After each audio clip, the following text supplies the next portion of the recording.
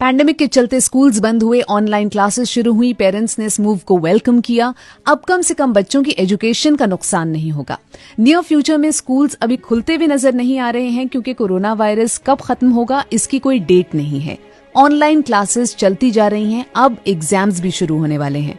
हमने कभी भी ऑनलाइन क्लासेस के नुकसान के बारे में सोचा? You'll be shocked and surprised. Listen to the well-known psychiatrist of India, Dr. Sanjay Chugh. अब प्रॉब्लम क्या हो रही है कि मेरे पास पिछले कुछ हफ्तों में कितने पेरेंट्स ने कांटेक्ट किया अपने बच्चों के लिए। वो कहते हैं कि बच्चों के लिए सारा दिन एक स्क्रीन के साथ बैठे रहना, चाहे वो फोन का स्क्रीन हो, टैबलेट हो, लैपटॉप हो, बच्चे के लिए वो संभव ही नहीं है। मेरी वाइफ आई सर्जन है, वो कहती है इतने बच्चे आते हैं जिनकी एक ही कंप्लेंट है कि उनको सिर में दर्द हो रही है पिछले कुछ हफ्तों से। एज अ साइकाइट्रिस्ट मेरे लिए एक बहुत बड़ी दिक्कत यह है कि किसी बच्चे को छोड़िए, किसी को भी आप एक बिहेवियर बार बार करने को बोलते हैं, इवेंचुअली उसका अंजाम क्या होता है कि वो उसका आदी हो जाता है, वो एडिक्ट हो जाता है। कोई अगर सिगरेट पीनी शुरू करता है, कभी भी जो आदमी सिगरेट पीनी शुरू करता है, ये नहीं कि पहली सिगरेट पी वो एडिक्ट हो गया। वो पहले दिन एक सिगरेट पीता है, फिर 2 पीता है, 3 पीता है। जब वो 6-8 हफ्ते वो पीता रहता है तो एक दिन ऐसा आता है कि वो सिगरेट को छोड़ ही नहीं सकता।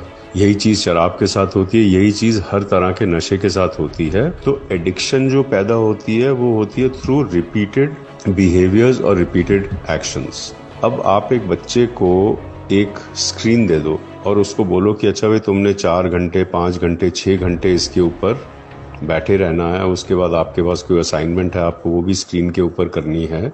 उसके बाद बच्चा कहता है जी मेरे को अपनी वीडियो गेम्स खेलनी है, गेमिंग करनी है, मेरे को हो सकता है कोई सीरियल देखना है, कुछ भी करना है। तो आज हो क्या रहा है कि बच्चा अगर 8 घंटे रात को सोया तो 16 घंटे जागता है। उस 16 घंटे में से 10 से 12 घंटे अगर बच्चा स्क्रीन के साथ चिपका हुआ है, तो मैं तो कहूंगा बहुत सारे बच्चे they are already addicted to it. एक बार ये लॉकडाउन हट जाएगा, स्कूल शुरू हो जाएंगे, पीपल विल रियलाइज, जो पॉलिसी मेकर्स हैं, सो कॉल्ड एजुकेशनिस्ट हैं, दे विल रियलाइज कि they have created a new species of children of adolescents who are completely addicted, completely hooked to the digital screen। और उसके बाद कोई solution ही नहीं होगा कि इस एडिक्शन का हम ट्रीटमेंट किस तरह से कर सकें।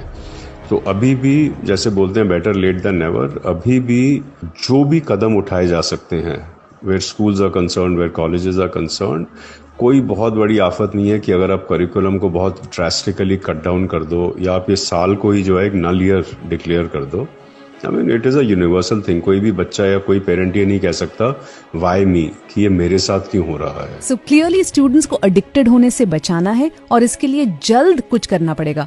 डॉक्टर चुग, एजुकेशन भी चलती रहे, बच्चे भी सफर ना करें, कैसे हो सकता है? करिकुलम में 3 तरह की चीजें पढ़ाई जाती हैं। एक चीज होती है जिनको हम बोलते हैं कैन नो, कि बच्चा अगर ये जान जाए तो ठीक है। दूसरा होता है शुड नो, कि जान जाए अच्छा है, नहीं जानेगा तब भी कोई फर्क नहीं पड़ता। और कुछ चीजें होती हैं जिनको हम बोलते हैं मस्ट नो। आज इस समय हम एक ऐसे थ्रेशोल्ड पे खड़े हैं जहां पे एजुकेशनिस्ट ने कहना है, जो स्कूल के प्रिंसिपल्स हैं, जो डिसीजन मेकर्स हैं, उनको ये कहना है कि जो कैन नो वाली चीजें हैं, कैन नो मतलब कि अगर वो ना बच्चा कभी सीखे, ना उसको पढ़ाया जाए, तो उसकी जिंदगी में रत्ती भर फर्क नहीं पड़ेगा। कैन नो वाली चीजें आप कंप्लीटली एलिमिनेट कर दो। फिर जो शुड नो वाली चीजें आती हैं, शुड नो वाली चीजों में से आप छांटो कि कौन सी चीजें आपको अपग्रेड करके मस्ट नो वाली कैटेगरी में डालनी है और किन चीजों को आप डाउनग्रेड करके कैन नो वाली कैटेगरी में डाल सकते हो। तो शुड नो में से जो चीजें कैन नो वाली कैटेगरी में चलेगी उनको भी डस्टबिन में फेंक दो। जो मस्ट नो में चीजें अब आती हैं उनके ऊपर आपने अपना ध्यान फोकस करना है, ध्यान केंद्रित करना है। और आपकी जो ऑनलाइन टीचिंग जितनी भी अगले कुछ महीनों के लिए, it should only focus on the must knows.